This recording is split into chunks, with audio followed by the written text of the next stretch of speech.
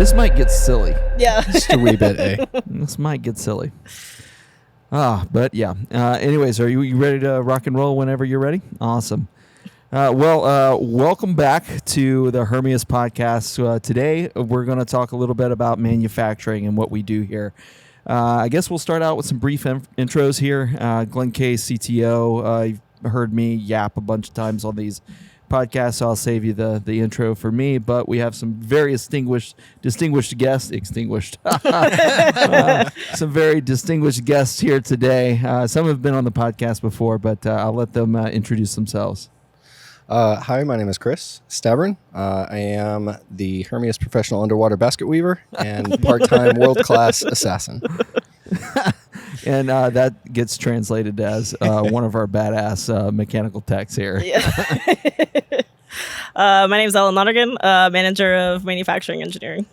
My name is Tonio Martinez, and I'm VP of production at Hermeus. Yeah, so awesome. And Antonio, I don't know if you've given your background, before, but he's actually undersold the heck out of himself there in terms of that. Worked on the X-51, correct? I mean, dig deep a little bit there. Yeah, sure. I spent 12 years working at Boeing Phantom Works, working as part of the Advanced Structures and Manufacturing Technology Group. And during that tenure, I worked on some pretty cool projects.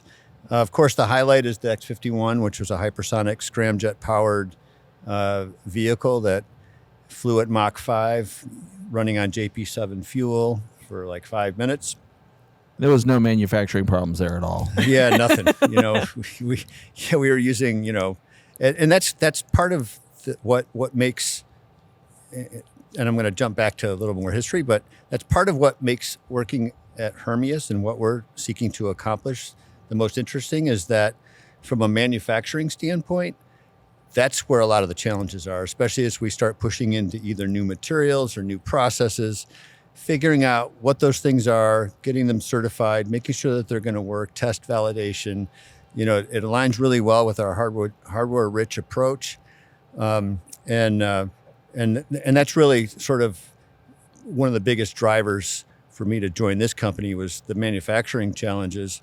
In my previous roles, I've worked on a number of things, including robotic drilling of titanium assemblies for the C-17 transport aircraft, which can hinge its wing flaps into the jet stream and actually back up a 2-degree ramp fully loaded. So, that's a pretty high temperature application, and we're pushing even beyond that. And so to be working in an environment where we're facing these really difficult environments and have to use some materials which are either emerging or whose manufacturing technologies are a little bit aged, it's just right for us to come in and fix a lot of these things. Yeah, certainly we're going to talk about that with like 18,000 holes that we're going to have to drill in this airframe to make it plane. That might be an important thing to know about. But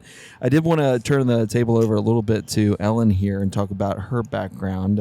She was probably also one of my favorite hires in the fact that I was able to offload a lot of the factory manufacturing and what she's in charge of and making sure we have all the right tools and managing all the right people to get the things made. Maybe talk a little bit about your background at ABL and anything there. Yeah, so kind of came into like a similar role at ABL where I started out here as like a senior additive engineer. So my background's in additive manufacturing, so metal 3D printing. And like Glenn said, have kind of come to slowly own more and more. Similar at ABL, kind of ran additive and the machine shop. And that was a big step for me. I'd never really worked in CNC machining before, and that was kind of just, it was another startup and lots of work to go around. So ended up kind of owning that as well. And definitely came to love CNC machining, honestly, just as much as I love additive, and grew a lot in that role. And I think it helped me here be a lot more comfortable in, being like, Glenn, I've done this before. Let me take this off your plate, and kind of working from there. And it was pretty seamless transition, I think, from that first CNC machine we have to now, having 5 at the end of this month. So it's pretty exciting to see. And we're going to have to cut in this video at some point and actually show some of the machines that we have. That'll be actually pretty cool. Yeah. But yeah, and beyond that, now of course, Chris here.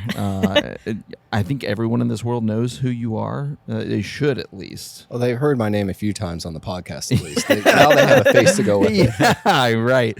But it comes to us from SpaceX, right? And I think when I was interviewing you, one of the things I always ask is, tell me about a time you put an engineer in his place and you did not disappoint there. That's always what I ask first off is, I want to make sure I have people that are making the things, telling the people that are designing the things what the real business is. Oh, yeah. Yeah. That's a big part of the role as a technician, especially when you're in an area that you're dealing with brand new design, brand new technology. And everyone's just kind of trying to work together to make the different Lego pieces fit together, if you will. Can I say Lego? Fair use. Yeah. So I came from immediately from SpaceX. So I started off in Hawthorne. I was doing research and development on the life support systems for Crew Dragon. And I really cut my teeth in fabrication and manufacturing in that area and learned a ton about what goes into actually building a thing from start to finish. Mm-hmm. We finished research and development, and the decision was go to production or find a different department. So my next department was in thermal. So I transferred over to the Cape, worked on developing the Starship heat shield tiles and helping them stand up their facility from, demolishing everything that was there. It was a NASA refurb facility for space shuttle. Oh, cool. So like some of the walls that we brought down, they had lead panels in between the drywall for like their test rooms, so that if anything did explode, it didn't make it out. Nice. So I was there for probably a year and a half, helping them set up all their CNC machines, the kilns, the ovens. Ended up running the manufacturing and the fabrication and maintenance kind of department there, helping modify the machines, fix them whenever they go down and whatnot. Found this opportunity through a friend of a friend. I was looking to kind of get back to Georgia, this is where I'm from. And I was talking to one of my engineer friends because he had started his own business after he left SpaceX. And so I asked him, I was like, okay, so I know when you start your own business, you are poor for a while. Oh, I'm still poor. It doesn't change, does it? No. And so I just kind of asked him, I was like, what are the heartaches that you went through? And in that conversation, he said, I know this company. One of my friends works at it. It's in Atlanta. I know you're trying to get back to Georgia. So I checked it out, and it was, with all due respect, very bare bones website. Oh, yeah. I mean, there was also probably 8 of us at the time. Uh-huh. Yeah. Yep. So I just forwarded my resume along, and I don't even think that you guys were looking for a tech at the time. No, I don't think we were either, but I was like, a superstar like this, I need to talk to him. Hey. There's a little bit of a bromance going on. Oh, yeah. Definitely. Site 27, what happens there stays there. But yeah, no, so and I do want to ask this question, and the answer, I will not take offense if it's not something that we have made here at Hermeus, but what is the coolest thing that you've ever made? And it also doesn't have to be hypersonics. We've already talked about X-51, so I'm going to exclude that from you, Tonio. Okay, here we go. I would say the ram burner, but that thing actually gets really hot. I would say, probably until we get, quarter horse in the air. Up until that point, the coolest thing that I would have worked on, I think, would be Crew Dragon. So I got in there. I worked with the program for 4 years. One of the things that we built was what's known as the Eclipse module.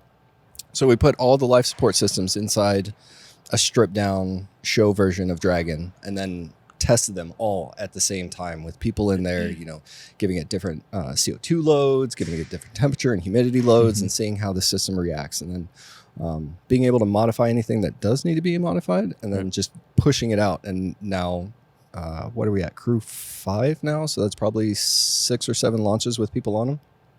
Yeah. So that's pretty awesome. I- It just launched last night, right? It certainly did. Yep. That's awesome. For Hermeus, it's the coolest thing I've ever built. I think is just seeing the factory being built. And it's obviously not done yet, but every day it looks different. Every day it's different. And it's Absolutely. it's cool to see it like evolve and grow. I mean, I went on vacation last week, and I came back, and all of a sudden the entire manufacturing row over there is just operating, Yeah. and it's amazing.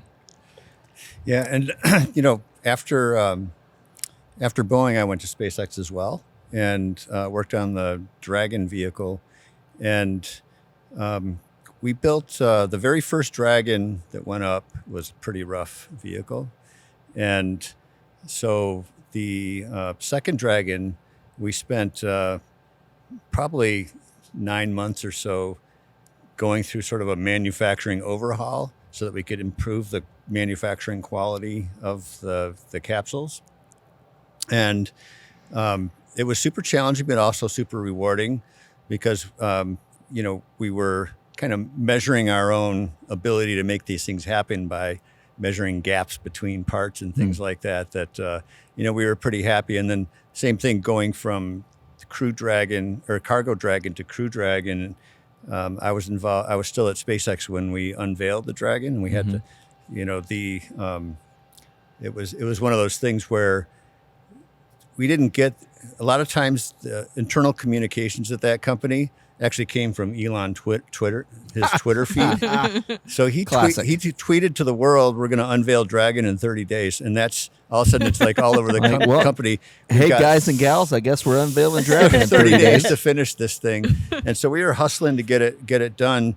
I worked on the thermal protection system panels around the outside of the vehicle, and my goal was to have a quarter-inch gap plus or minus 50 thousandths, and we pretty much hit it based on sort of the manufacturing learning, and so it kind of underscores the value of iterating and learning what you didn't know, right, so that you can make things in the future that much better. Right.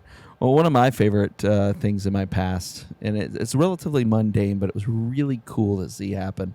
So that was, I probably can't talk too much about it, but let's just say it was an injector of a rocket company that I worked at. We'd get some FOD and some very, very tight annuli, and we need to get that FOD gone. And this annulus was just somewhere around like 7 thou-ish, in that neighborhood, very tiny. And it was cylindrical, right?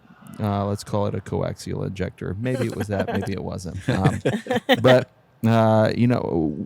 we wanted to burn it out with EDM. How do you do that, right? And so it was a 7 thou annulus, and we machined this graphite sinker electrode to a 5 thousandths thick wall thickness, and carefully aligned it, and then burned it in so that we wouldn't affect this, the actual hydraulic diameter of the annulus, and that just to see ourselves being able to fabricate that type of an electrode and then be able to use it and burn and sinker EDM, that injector was quite interesting. It took forever. It literally took 3 or 4 hours just for one injector to EDM out, but hey, it worked. But that's pretty cool because I think that's like smaller than the diameter of a human hair. It's Yeah. like on the Well, on the at scale, right? 5 thou, you can barely feel that as like a 5 thou scratch or a difference. That's right at the edge of where you can actually feel and touch and feel the difference, right? And so it's a pretty small. It's pretty impressive. Okay, so that's your past, right? Yeah. So what is the coolest thing that you're working on right now? What are you doing right now at Hermeus? Ellen, I'm going to point to you first. Let's switch up the order. Well, something cool that I'm getting to work on, which I think is very different than any other company, is like setting up the foundational system of how we're going to track manufacturing tasks on the floor. So a lot of times you go into a GE or a Boeing or a big company like that, and they already have their enterprise resource system in place, and it probably sucks. Oh, it definitely sucks. So I think one of the coolest parts about my job too is being a part of setting up a system like that to work for Hermeus specifically.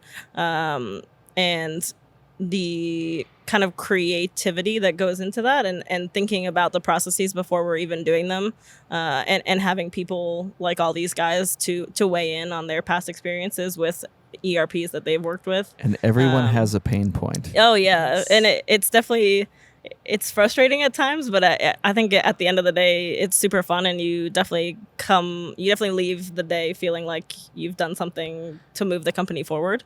And I think that's a super powerful thing, and it's something I wouldn't get to work on anywhere else. Right. I think it's one of those things where we chose, I don't know, about a year ago, maybe 6 months to a year ago, to develop an ERP system internally instead of buying one off the shelf, right? And that was based around a lot of experience of just like every time I've used a commercial off the shelf code for ERP, it does too much compared to what you want. It doesn't do exactly what you want.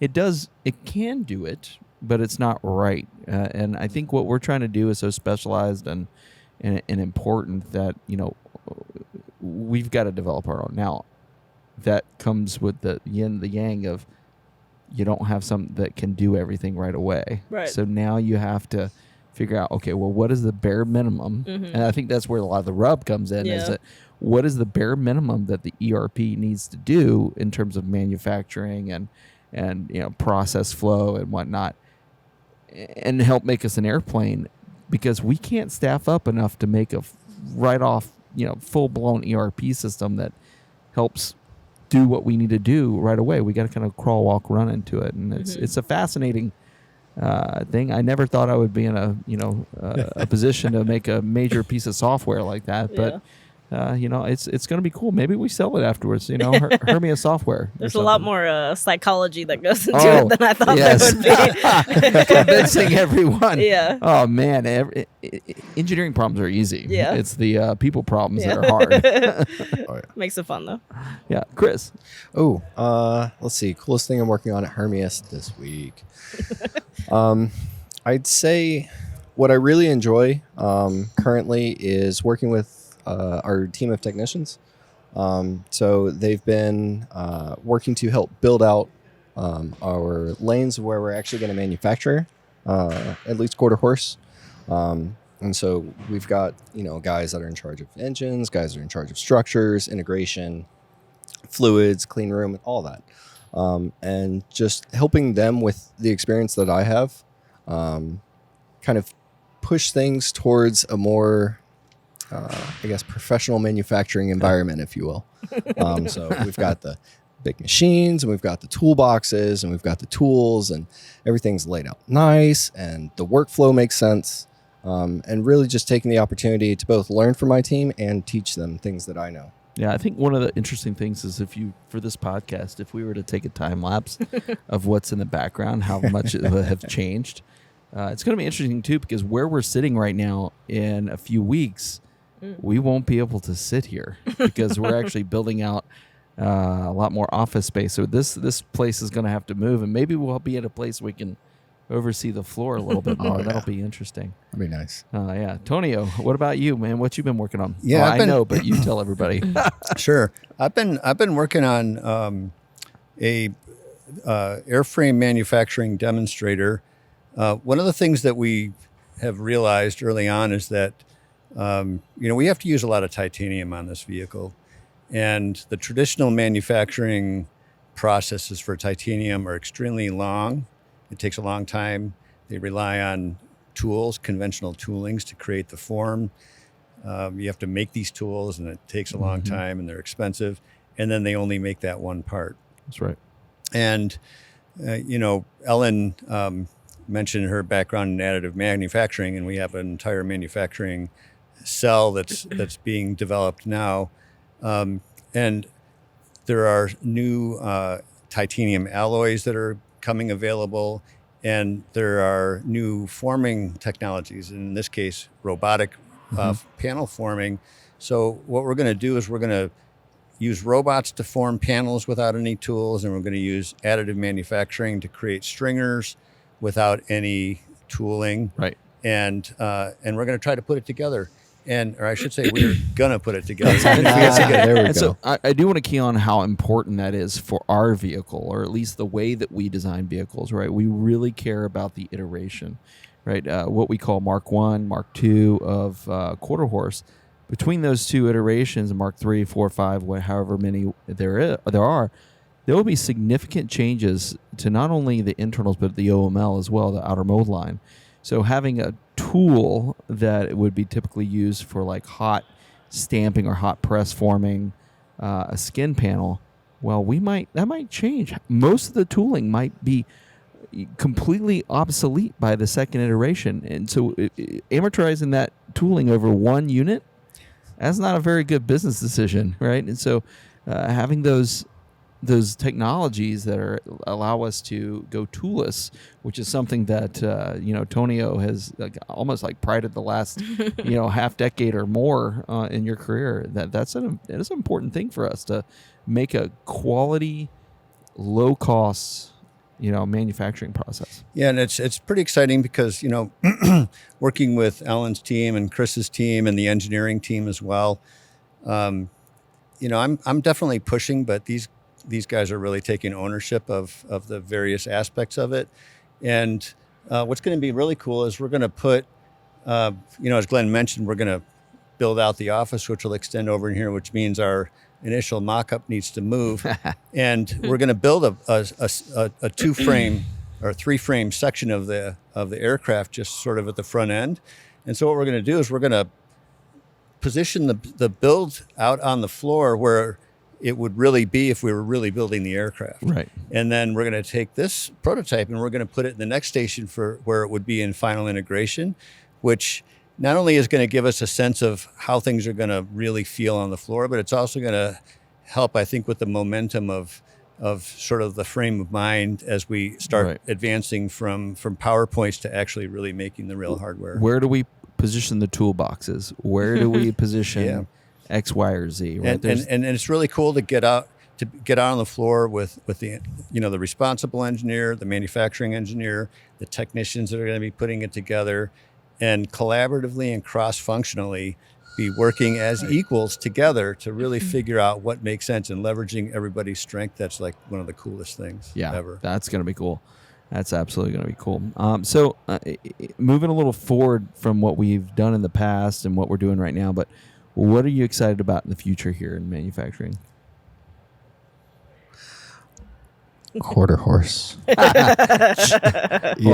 built Chimera V1. I don't know if we're gonna go with V2 or if it's a V1.0.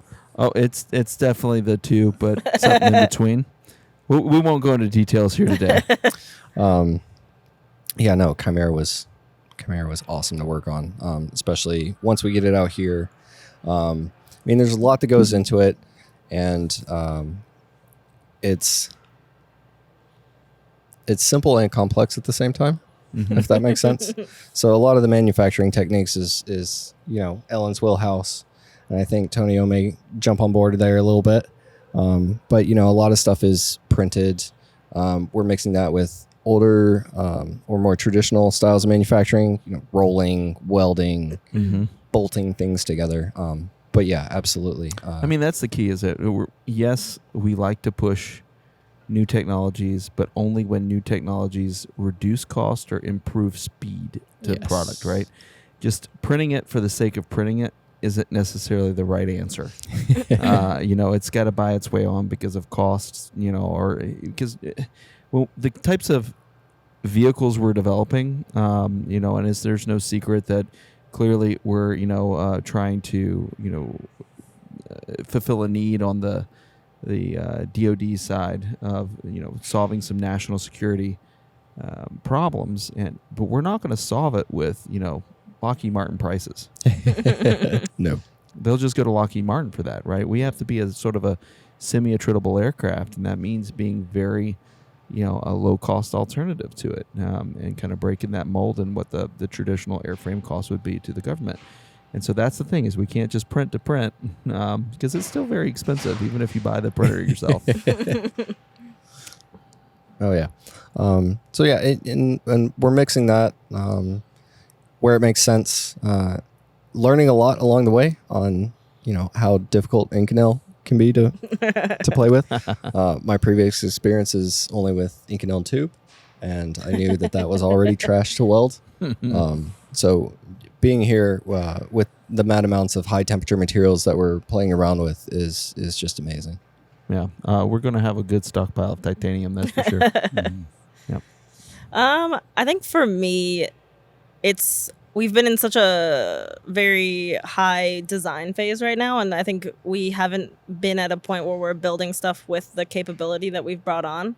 I'm excited for this next round of builds and pathfinders and designs where we're able to so much more quickly work with the new tools and technologies that we have here to print something really quickly and get it swapped out the next day, whereas we had a lot of external dependencies before for the first build of Chimera, and I think it'll help us move extremely quickly and learn so much faster this next round of builds. And I think we also have brought on a lot of new techs and a lot of great manufacturing backgrounds and knowledge base that we didn't have for those first builds that I'm excited to see the difference between the two and how we are able to better design for manufacturability this next round.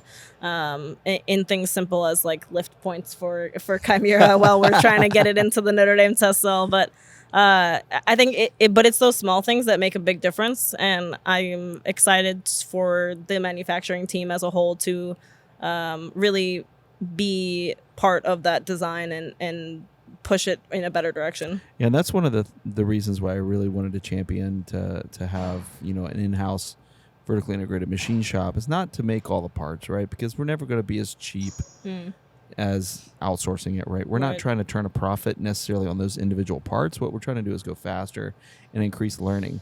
And one of the things that stuck with me and what I'm excited about seeing more of is like Roshan, one of our structure engineers. Yeah, I remember one night, I walked by his desk and, he was looking at a part and he's like, yeah, I was thinking about trying to make this one, feature a little bit thinner, but I'm worried about, spring back because, tool pressure and it not actually cutting and not being able to confidently cut it this thin. I was like, well, why don't you just try it? We have a shop over here and a machine that's not, I think it's not running tomorrow, so let's go try it. And having that ability to really learn in the real world and just do, I was able to do that when I was I got the fortunate ability to be able to do that when I was at Stennis Space Center at Blue Origin. That was not the rocket company that I was talking about before. But I had the ability to do that, and I was very fortunate that I was able to pick the brains of some great machinists, some great manufacturers, and that's so important to have an organization have that capability in house. But do you have anything you're looking forward to? I'm like, I think like Ellen and Chris, and I'm sure you, Glenn, I'm like super pumped about building the first quarter horse. I think it's going to be an adventure for all of us. I think it's going to be a learning experience for the team, and the team-based culture at this company, I think, is a huge enabler for this sort of, we're moving forward at risk, we're taking this risk together, but we're going to make this stuff happen. And getting the whole team in that sort of mindset to move forward is going to make a huge difference in our ability to actually execute. And when we go from quarter horse Mark 1 to Mark 2, and ultimately, as those are successful at what they are setting out to achieve, as we move towards Dark Horse, I mean, I think the lights are going to start turning on, and the team as a whole, which, we have a lot of, less experienced engineers who, they're going to get these builds under their belts, and they're going to really become some forces of nature, working with, the integrated team of, technicians and manufacturing operations people. Like this company, I'm just super excited to see those sort of next phases as we really start building hardware. Right, I agree. I wanted to key off of something that the both of you mentioned in terms of 3D printing. Is it the future, or is it overhyped? I'll let you go first. I think Chris would say it's overhyped, but No, I do think it's the future, and not just like laser powder bed, but I think the DED technology as well. Why don't you explain that for Yeah, our viewers so or listeners? DED, direct energy deposition. So basically, like a robotic welder is what we have here. So it's wire fed, programmed through a robotic system. Basically lays down metal. So Relativity uses a similar one. They use more of a yeah. a MIG TIG Right. type of Yeah. welder. We use a laser. But I do think kind of going back to the quick iteration loop and learnings and things like additive allow us to break the mold of castings and forgings and needing forming tools. And we wouldn't really be able to be here without additive, I think. In all honesty, a lot of Chimera is additive. Ladies and gentlemen, if you think lead times are bad with just machining parts, you should try to go get a casting right now. And I think it allows us to be more lightweight, be more agile. It allows us to rapidly iterate on design. And I do think will become more and more important. And we've kind of already seen that with laser powder bed. And I think that's only going to expand into the direct energy deposition world as well. Absolutely. Chris, what are your thoughts? Oh, man. From a person that might, There we go. So I've done a little additive manufacturing myself, but that was with a TIG torch and steady hands. No, this man is a genius when it comes to welding. He has gotten me out of several jams. So something fails, like, hey, Chris, can you glue it back together for me, buddy? Yes, I got you. With a couple thousand degrees, I'll do it. But no, I absolutely love how fast additive manufacturing can turn around parts. Granted, you run the program, it may need to run overnight, but you're not beholden to an outside company, right? And their lead times and whatever other jobs that they have going on. So it absolutely helps us with our goal of trying to get there and get there quickly.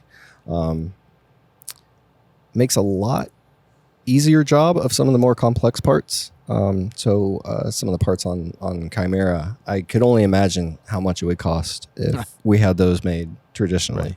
Right. And we were able to do it, within weeks. Yeah. Well, fun fact. Oh, I don't know if I can talk about this because I don't know when this will be released, but there's some great news coming with about Chimera here shortly. So we'll tease that one for the listener. But one of the things, maybe I should have Tonio go first because he left a company that was just all about printing. Additive, so I'm curious on what your thoughts were. Yeah, sure. I left SpaceX and went to Apple, and I was at Apple for about a year and a half before I ended up leaving. And what I didn't realize as consciously as I realize it now is having the ability to design and build in the same building is like super important to me. And at Boeing, I was able to do that. SpaceX, I was able to do that. And at Apple, we were outsourcing everything. And so we were really focused on engineering, which is super important.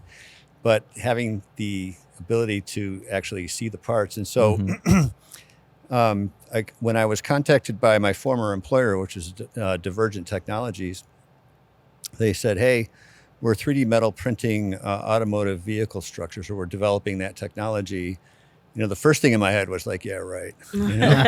And but they said, hey, we'll bring the car up and show you. And they literally had brought their first prototype in the back of a truck, drove it up. They were coming up to Silicon Valley anyway, but they came up and I met with them, and I was just blown away by the size of the parts they were printing, and how much the technology had really advanced.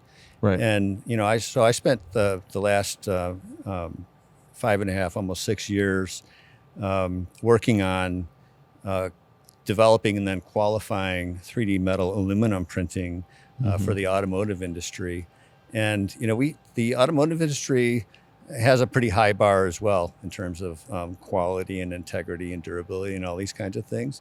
And I am absolutely convinced that additive manufacturing is a big part of the future, even if it's not all the future. And actually, I really liked the point that Ellen made about machining, which is subtractive manufacturing. And a lot of people who are real additive enthusiasts will say subtractive is old. But I mean, there's a time and a place, and the reality is, because additive manufacturing kind of is welding, parts have a tendency to move around. So quite often you have to come back and kiss it to hit with a machine tool to get the final tolerances. So the integration of additive and subtractive, I think, is the real Well, at the end of the day, solution. you got to wire EDM off the build plate anyway, right? Yep, that's for sure. So, yeah, I think additive is a huge part of what we're doing, and I think that as the technology proliferates more and more in the company, more and more applications of it will start to pop up, and we'll see it showing up everywhere. I think one of the things you mentioned there, quality and acceptability. I think one of the bigger challenges with additive, though, in the aerospace world, is getting our FAA brethren on board with a lot of it and the way we're going to use it. Right? There are still some question marks with additive when it comes to certain properties. Fatigue comes to mind, really, right? I think the wrought properties and everything we're seeing better than cast and things, but when you're talking about high cycle fatigue and things like that, that's kind of a different story, and how we manage that. Although I think our vehicles are prime candidates to use there, because they don't have a 30-year lifespan, at least not quarter horse and dark horse. Halcyon will have to get there. But I also think that additive is really great in the future for quick development. There'll clearly be a time when we swap out parts that are additive because we want a little bit more life on it, but it's a mature design, and we can move to a casting or something like that will get us that fatigue life that we want. It's all a balance of time, cost, and but I think getting the FAA over the hump, and I think they're getting there. The space side. Oh man, I wish the aerospace, the airplane side of things were just as friendly to additive as the space side was. But there's still some mountains to climb there in terms of qualifying it, because at the end of the day, they see it as a weld, right? It's just a big honking weld, and FAA certification. If we go the route of FAA certification outside of for like dark horse or so, we have military versus the FAA certification we could choose, and NASA being another airworthiness authority that we could go to. But I do think it's pretty crazy how far it's come. Of like working at GE Power, they're making land-based gas turbines that have to last 40,000 plus hours, and even they were printing. They were stationary nozzles, but they were printing stationary nozzles to go in gas turbines for 40,000 plus hours. So like the fatigue is there. It's just how do you prove it? And it is a lot more on the back end of proving that and qualifying that. But I do think it's there. It's expensive, yeah. And I do think additive has a long way to go still. Well, a lot of the complications are that you have so many machines there, right? And the machine has such a influence on properties. You're right. Right. You can't just say, "Hey, here's the parameters I used on a RCAM, and hey, why don't you just go use that on the Velo?" Right? And that's not how that works, right? And so you qualify a part or a material on a machine, and outside of maybe Velo, that that qualification parameter may be different machine to machine, right? Even this for the same part number of the machine, right? So it's a complicated thing that not all the bugs are worked out yet, but I certainly believe it's the future, and why we've invested in it heavily here. And another thing is that it's the future, but everybody is sort of realizing that, and the lead times just to go out of house, are astronomical, and that's exactly the reason why we've bought a Sapphire and a Sapphire XC, as well as invested in DED, is because it's just the lead times are just outrageous. When I was a former employee 10 years ago, I could get something printed in a week and a half, and now it's good luck, get in line. You're going to wait 10 weeks. Yep. I guess to kind of lead the conversation a little bit further, it's like what gets you excited at the end of the day in terms of like cutting edge technologies? What would you like to see here in the future? Tony?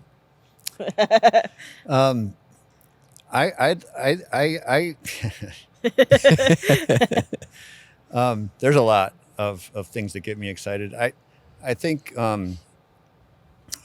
automation, I'm not one of those automation for automation's sake, but there are a lot of things I think we can automate, which will help improve, cycle time and quality, which ultimately play into cost. And, you mentioned 18,000 holes. I would really like to see an automated automated hole drilling system, some kind of a robotic system that drills the vast majority of the holes on the vehicle, so that we don't have to be putting up drill plates and having people up there pushing drills. Yeah, it's like for historical perspective, titanium hasn't been so friendly to drill through. I think we can get hundreds of holes per drill bit these days with like specialized cutting drill bits that let's say 250 or so out of drill bits. But back in the SR-71 days, they went from 7 holes per drill bit to around 100 and so in the early days. So titanium's not something fun, and not only that, it's a pain, right? I mean, you drill the pilot, then you drill the actual diameter of the fastener, countersink, pull it all apart, Clico, do all of the stuff that you need to position everything, then pull it all apart, deburr, and then put it all back together and pull the rivets. There's a lot of manual labor associated with it. And so how do you get rid of that manual labor? And it can affect quality so much of just that process. It really can. And to your point about it's just difficult to work with, I've heard it called the wonder metal, as in like you wonder how you're going to machine it.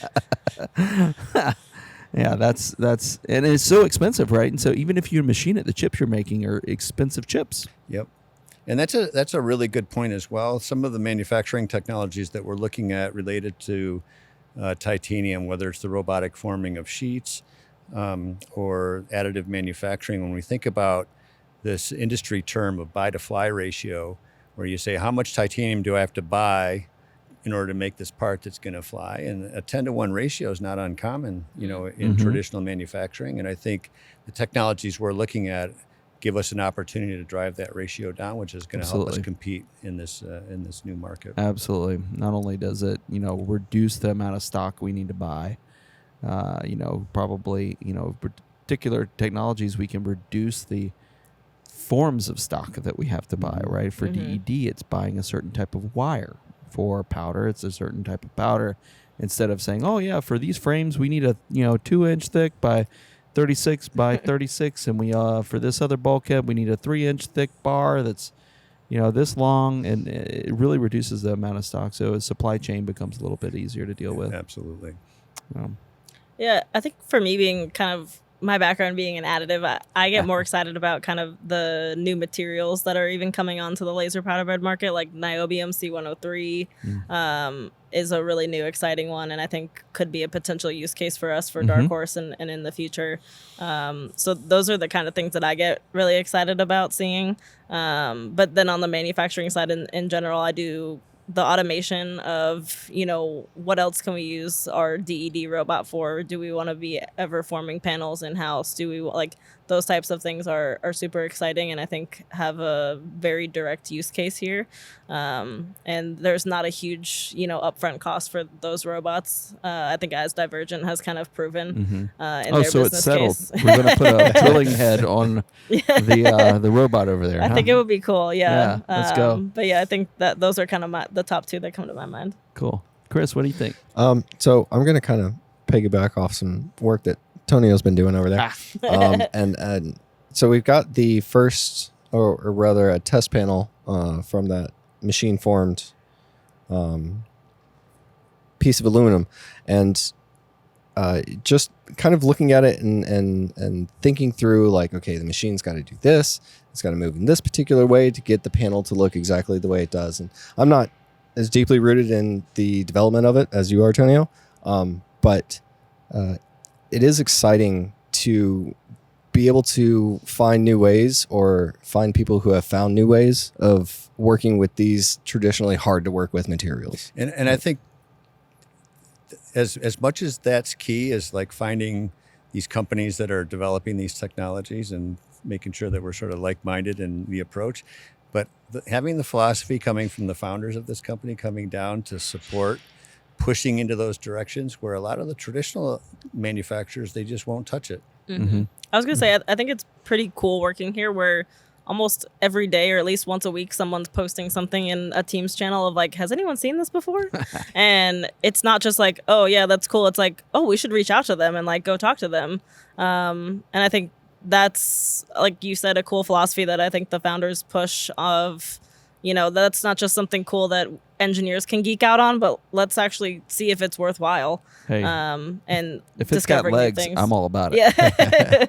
Let's go. No, it's like I feel like all shucks. Thanks, guys, for the compliment. But no, it's something I really do believe in. If somebody really cares about something and thinks that they can, affect change, let's try it.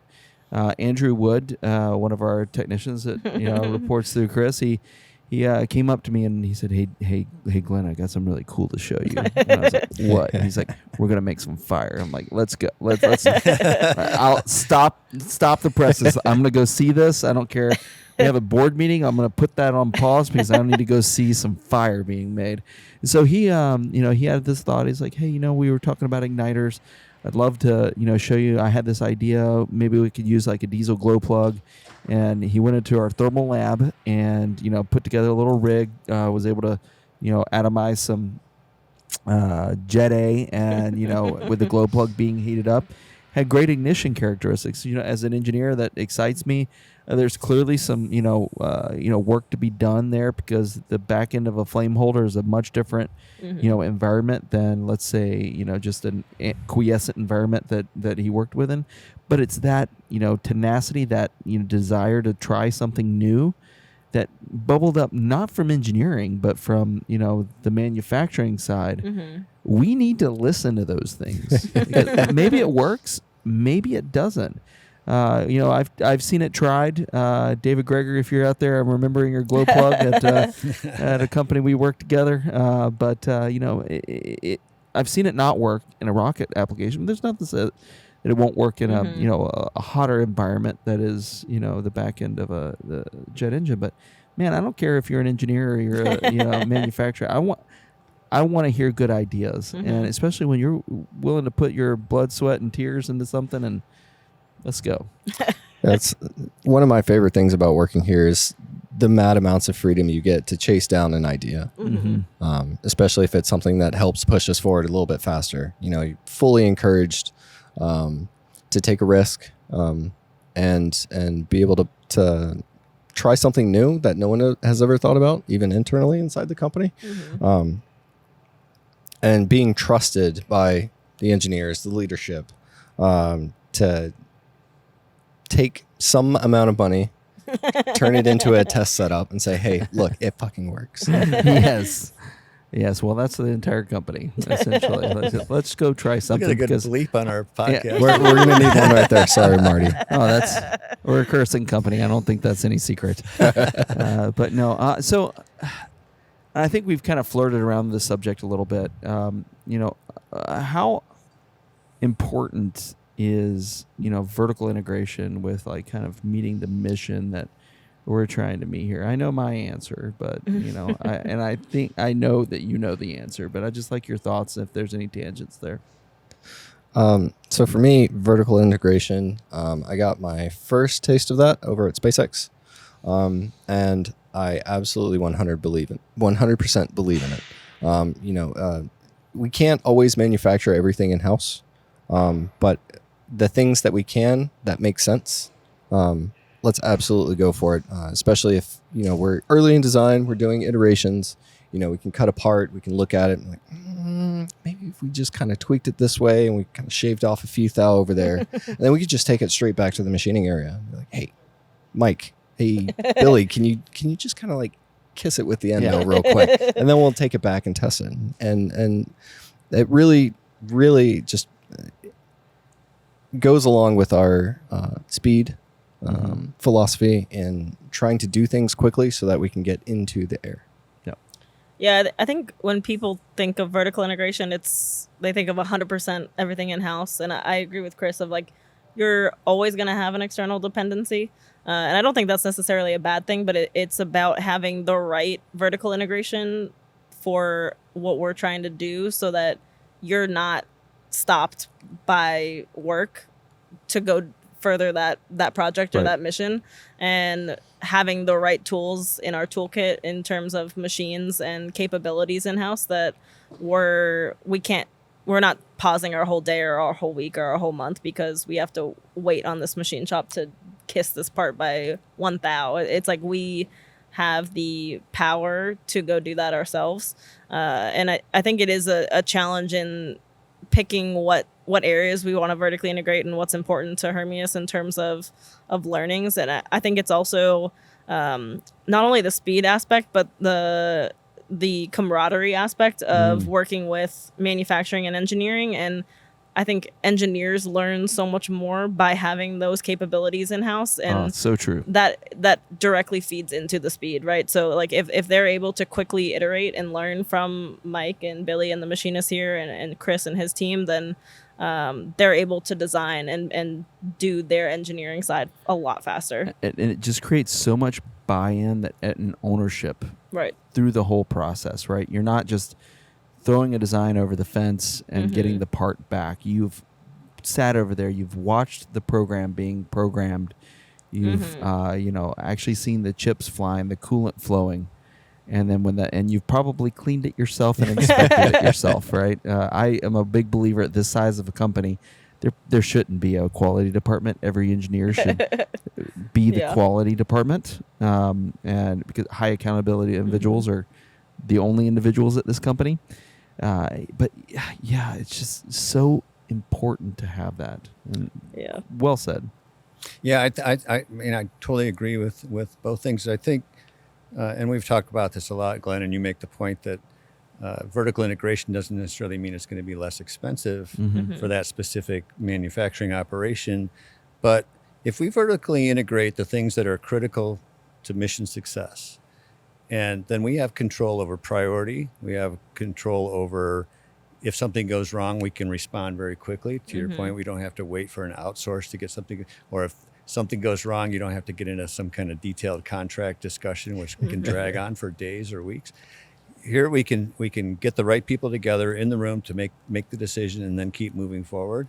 And I think that'll play out for us as we move forward into future products. There's a lot of stuff that is not going to make sense. Like we're not going to reinvent the wheel, and we're not going to make wheels, right? You know, I used to say that we would never make screws, but then I heard a horror story about SpaceX and screws, and we might make screws one day. I don't know.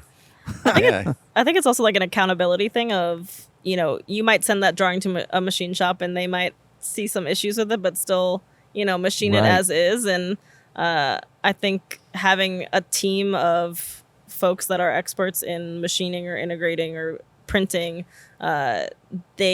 if you're in that team with them and you're one and the same, they're going to be like, that's a terrible drawing. Yeah.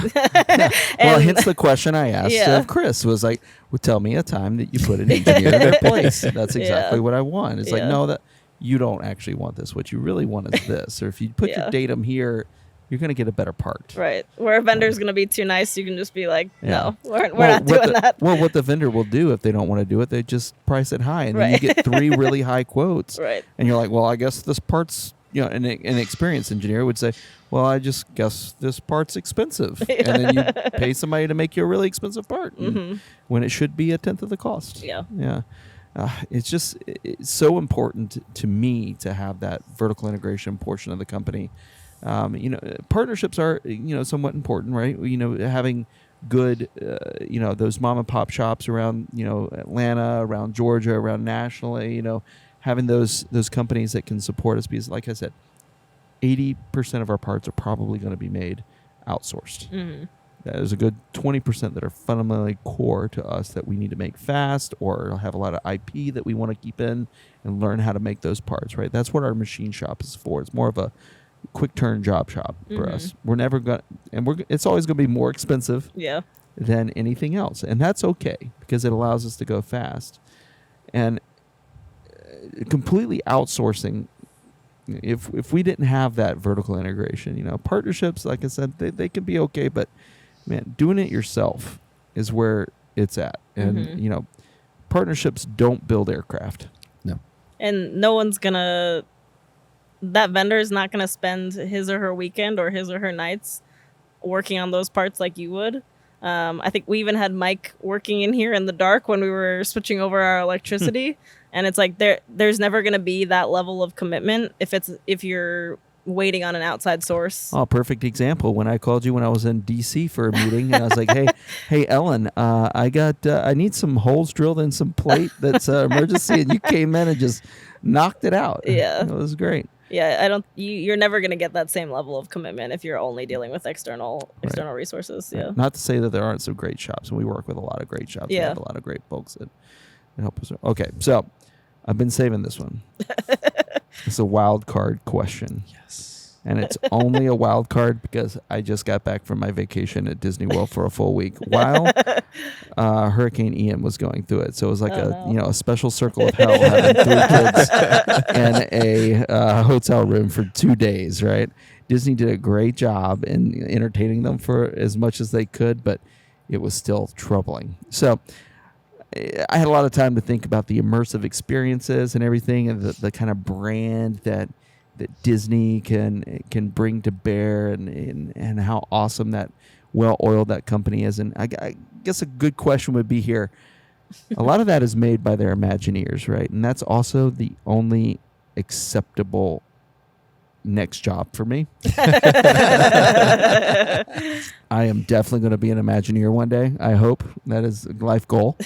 But are Imagineers the epitome of engineering is the question.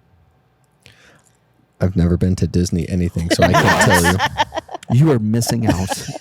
That is a travesty. Living a life of sadness. It is. Oh, so the funniest thing is when you see people, and I haven't been through the Orlando airport much, but when you see people coming into Orlando, they're all happy and they have all the family and they have the backpacks and yay, look, we're going to see Mickey and Minnie Mouse. And by the time they're leaving on the way out, the people on the departures are just like tired and trodden. And it's like Disney is not a relaxing vacation. It's a vacation you have to plan.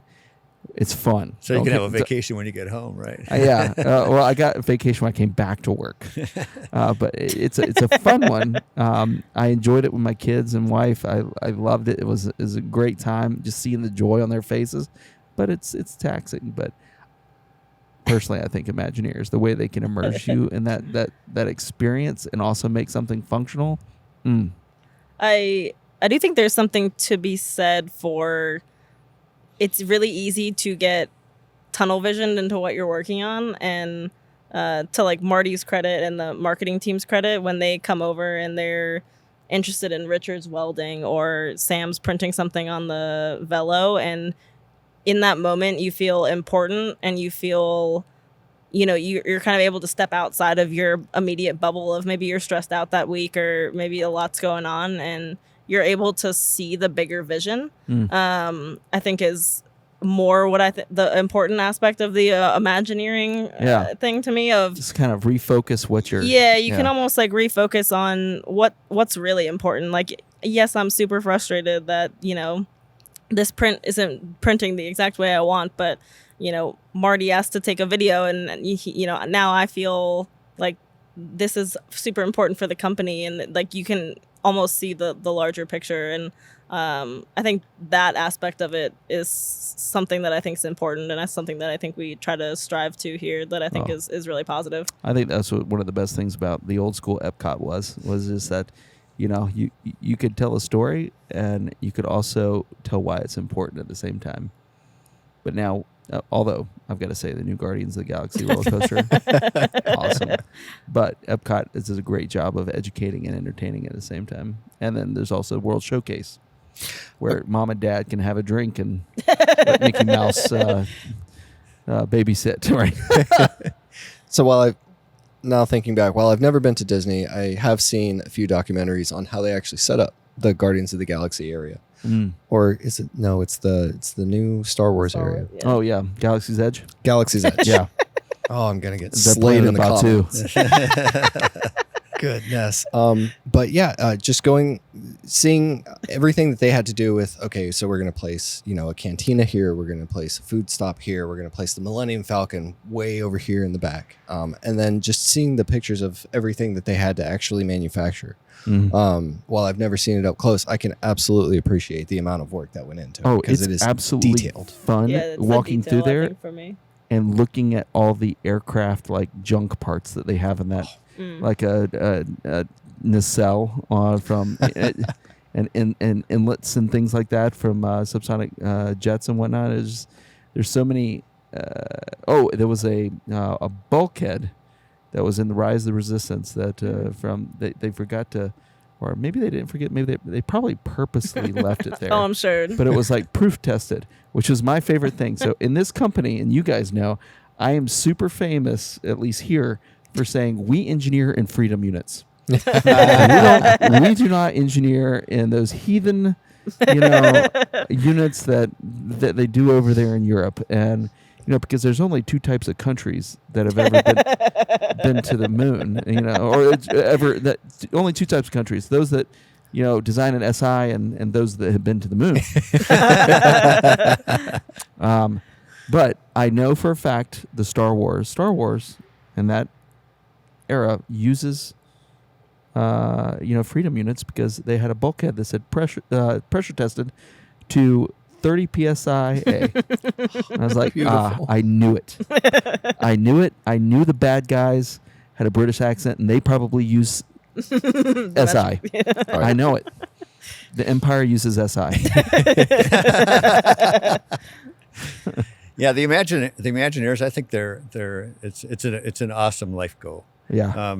I haven't been to Disney World, but I've been to Disneyland on the West Coast and got to see it's a small world display with all the little robots that they made 30 years or 40 years ago or something, singing and moving. They give those things and haircuts. That thing is phenomenal. And that at some point in time somebody said, hey, this is what we want to do. And people are like, what? Are you serious? And the Imagineers are like, yes, let's do this. World's Fair. They put that together so quickly. But yes, they give those dolls haircuts apparently every once in a while because the gravity just acts on it and they have to clean them up. So it's a nice haircut every once in a while. Wow. Yeah. It's a fun fact. It is impressive the amount of detail and that no detail is overlooked. Yes. Whenever you go to Disney. Also, that's what we need. That's how you make a hypersonic vehicle. Right. Precisely. And I think that's there are a lot of people working here who would be candidates for future Imagineers because you kind of got to have that Imagineer sort of. Yeah.